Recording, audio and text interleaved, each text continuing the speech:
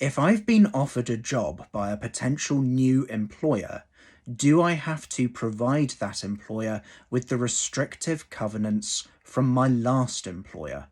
I'm Richard Hiron, also known as the Hironator, and I'm an employment law solicitor.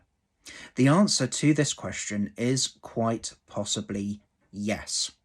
The reason for this is that your potential new employer might actually incur some kind of damage or risk in employing you, particularly if it is asking you to compete in some way with your last employer whilst those restrictive covenants continue to run. So, in this kind of situation, you might have to tell your last employer that you are being employed by somebody who might actually ask you to breach the restrictive covenants in your contract of employment or an employment related settlement agreement. Two, that you might actually need to provide your last employer with a copy of the offer of employment from the potential new employer. And three, that you might actually need to provide a copy of the restrictive covenants to the potential new employer.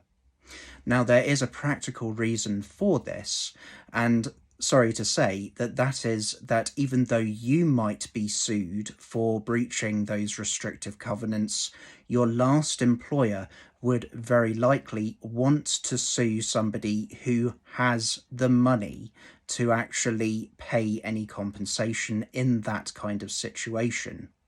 So, if, for example, the potential new employer knows about the restrictive covenants and continues to ask you to breach them or possibly breach them, then your last employer, being a business, would quite naturally want to sue the person that has the money to pay it compensation, which might be you, but it's unlikely.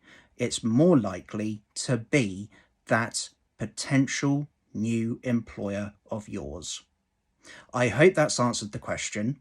In the meantime, if you're finding a settlement agreement hard, bring it to Richard.